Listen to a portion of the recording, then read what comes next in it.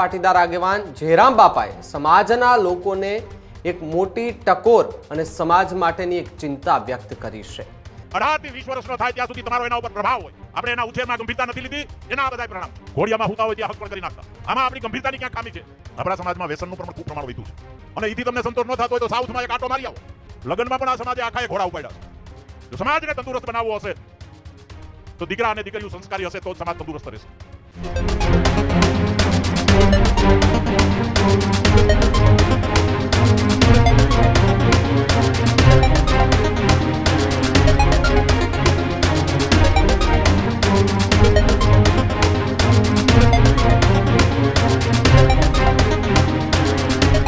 જામનગરના ધ્રોલથી સામે આવી રહ્યા છે કે જ્યાં પાટીદાર સમાજનું થોડા દિવસ પહેલા એક સ્નેહ મિલન કાર્યક્રમ રાખવામાં આવ્યો હતો। આ કાર્યક્રમ રાજકોટના સાંસદ પુરુષોત્તમ રૂપાલાના અધ્યક્ષસ્થાને યોજાયો હતો। કાર્યક્રમમાં સમાજમાં સદવિચારના બીજ રોપવા પર ભાર મુકાયો તો બીજી તરફ પાટીદાર આગેવાન જયરામ બાપાએ સમાજના લોકોને એક મોટી ટકોર અને સમાજ માટેની એક ચિંતા વ્યક્ત કરી છે। કાર્યક્રમમાં આવેલી તમામ દીકરીઓને પણ એક નાનકડી સલાહ આપી છે। જયરામ બાપાએ સમાજમાં વધતા છૂટાછેડા મુદ્દે પણ ચિંતા વ્યક્ત કરી અને કહેવામાં આવ્યું છે કે પાટીદાર બહેનો એ બ્યુટી પાર્લરના ઘોડા જે છે તે ઉપાડ્યા છે, એટલે જ્યારે લગ્ન પ્રસંગ હોય તે દરમિયાન બ્યુટી પાર્લરના ધક્કાઓ ખૂબ વધી રહ્યા છે, એ ખૂબ ઓછા થવા જોઈએ તેવી વાત જયરામ બાપાએ કરી। ફેશન મુક્ત બનો, કુદરતે આપેલા સૌંદર્યને સ્વીકારો તેવી વાત જયરામ બાપાએ કરી। લગ્ન પહેલા 10 વાર જોવા જાઓ છો છતાં પણ તમારે છૂટાછેડા કેમ થાય છે તેવી વાત જયરામ બાપાએ કરી અને એમણે તો પોતાનું ઉદાહરણ પણ આપ્યું કે હું તો ઘોડિયામાં હતો ત્યારે જ મારા સગપણ નક્કી થઈ ગયા હતા, બંધ બારણે લગ્ન થઈ ગયા, આજે 50 વર્ષ કરતા ઉપર થઈ ગયા, અમારા 2 જણાને કોઈથી કંઈ વાંધો જ નથી આવતો। પરંતુ આજનો યુવાન એ 10-10 વાર એકબીજાને જુએ છે છતાં પણ એમને છૂટાછેડા ને એમની વચ્ચે નાના મોટા ઇસ્યુઝ કેમ આવી રહ્યા છે, પ્રોબ્લેમ કેમ આવી રહ્યા છે તે પણ એક વિચારવાની જરૂર છે। સમાજે છૂટાછેડા ન થાય તેવો સંકલ્પ કરવો જોઈએ। સમાજના ભાઈઓને વ્યસનથી દૂર રહેવા માટેની અપીલ કરું છું તેવી વાત જયરામ બાપાએ કરી। બહેનોને ફેશનથી દૂર રહી કુદરતી સૌંદર્ય સ્વીકારવા માટેની વિનંતી કરતા જયરામ બાપા જોવા મળ્યા। એટલે સ્વાભાવિક છે સમાજના કોઈ આગેવાન હોય, મોભી હોય તો સમાજના લોકોની ચિંતા કરતા હોય છે, સમાજ માટે વિચારતા હોય છે, સમાજનું ધ્યાન રાખતા હોય છે। પાટીદાર સમાજના અલગ અલગ કાર્યક્રમો યોજાઈ રહ્યા છે, ત્યારે થોડા દિવસ પહેલાનો જ આ કાર્યક્રમ કે જેનો વિડીયો સોશિયલ મીડિયા પર ફરી ચર્ચામાં આવ્યો છે, જેમાં જયરામ બાપાએ સમાજના યુવાનો અને જે દીકરીઓ છે તેમને એ ચિંતા જે છે તેમને લઈને વ્યક્ત કરતા કહ્યું હતું કે મારા જ એક ઘરમાં એક પ્રસંગ હતો અને એ જુનાગઢની અંદર રાખ્યો હતો, એટલે હું ત્યાં ગયો, મારા ડ્રાઈવરને ફોન કર્યો કે ભાઈ હાલ મને જુનાગઢ મૂકી જાતું। તો જયરામ બાપાના ડ્રાઈવરે કીધું કે હું તો જેતપુર આવ્યો છું। તો કે ન્યા કેમ, શું કરવા ગયો જેતપુર? તો કે ભાઈ યા બધા બૈરાઓને લઈને બ્યુટી પાર્લરમાં આવ્યો છું। ત્યારે જયરામ બાપાએ સ્ટેજ પરથી એ દીકરીઓને પણ કહ્યું કે ક્યારેક એવું થાય તમને કે આપણું સૌંદર્ય જે છે તે સારું નથી તો બીજા રાજ્યોમાં તમે જઈને આવો, ત્યારે આપણને એવો અહેસાસ થશે કે નહીં આપણે ખૂબ સારું સૌંદર્ય આપ્યું છે અને ભગવાને આપણે જેવા બનાવ્યા છે એવા જ આપણે ઠીક છે, તે પ્રકારની વાત કરતા જયરામ બાપાનો વિડીયો સોશિયલ મીડિયા પર હાલ ખૂબ વાયરલ થઈ રહ્યો છે। અને ખાસ મારી બધાને એક પ્રાર્થના, ખાસ બહેનોને કરબત પ્રાર્થના કે દીકરો હોય કે દીકરી હોય 18 થી 20 વર્ષનો થાય ત્યાં સુધી તમારો એના ઉપર પ્રભાવ હોય, માનો એના ઉછેરમાં બરાબર ગંભીરતા લીધી, આપણે એના ઉછેરમાં ગંભીરતા નથી લીધી, એના આ બધાય પરિણામ ના બરાબર એના ઉછેરમાં ગંભીરતા લઈ કે આપણા વિસ્તારમાં છૂટાછેડા થવા જ ન જોઈએ, શું કરવાને થાય? આપણા બાપ દાદા ઘોડિયામાં હુતા હોય ત્યાં હક પણ કરી નાખતા। મને મારું હક પણ કદી થયું સાહેબ ખબર નથી, લ્યો એવડો ટેણીઓ હતો હક પણ થયું અને બંધ બારણે વિવાદ થયા, 55 વર્ષ થઈ ગયા, હજી કાંઈ કોઈની તકલીફ નથી પડી। તો તમે તો બધા જોણી જાણીને કરીને કરો છો, 10 વખત છોકરી જોવા જાઓ, છોકરાને જુઓ તો પણ હું બગડી જાય છે। આમાં આપણી ગંભીરતાની ક્યાં ખામી છે? આમાં આપણી ઉછેરની ખામી છે। એક વ્યસન મુક્તિનો દાખલો દઉં, ગુરુકુળમાં જે વિદ્યાર્થી અભ્યાસ કર્યો હોય, 2 વર્ષ કે 5 વર્ષ ગુરુકુળમાં વિદ્યાર્થી રહ્યો હોય, એ જીવન પર્યાત નિર્વ્યસની રહે છે।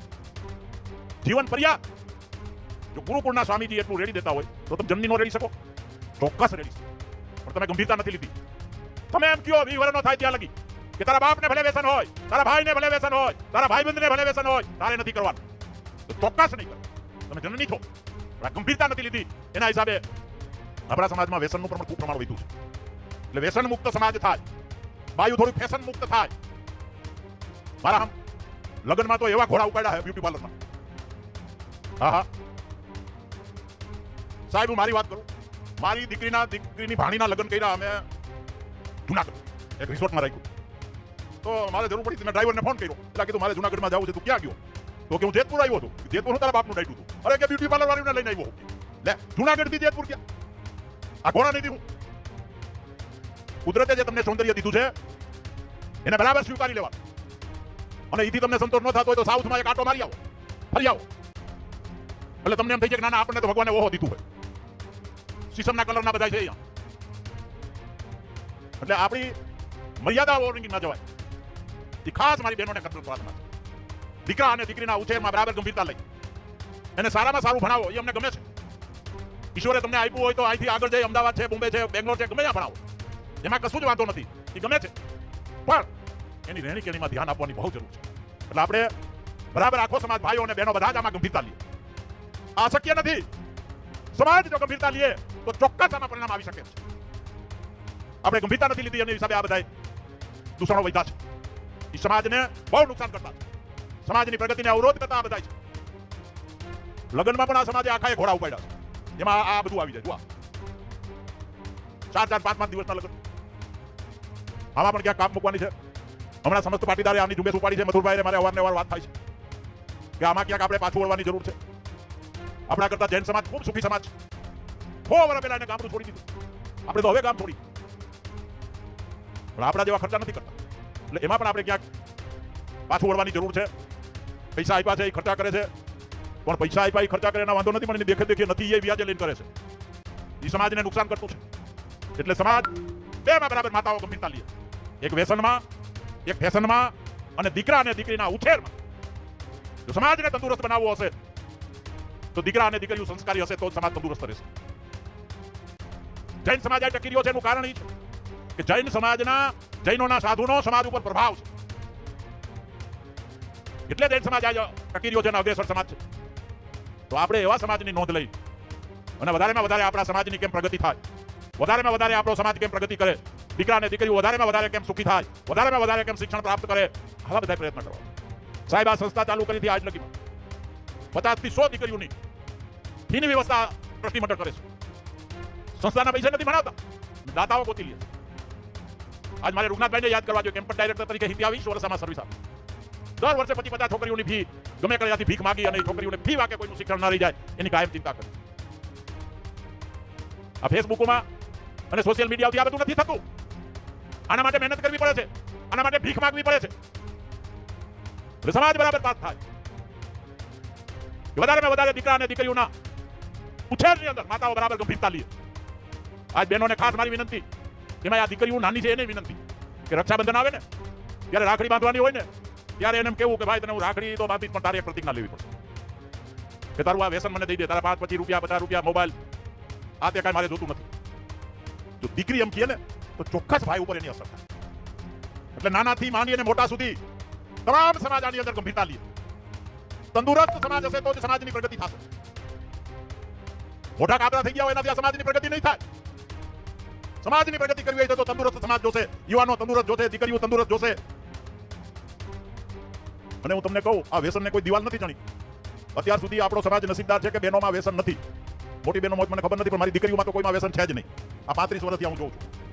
પણ અન્ય સમાજમાં આવી ગયું છે. સાહેબ અમારા કારખાનામાં બહેનો કામ કરતી હોય ને એ ફાકીને પડી ગયું બધું ખાય તો તમારે આ દિવાલ ચણી છે, ગાલિયા આવશે.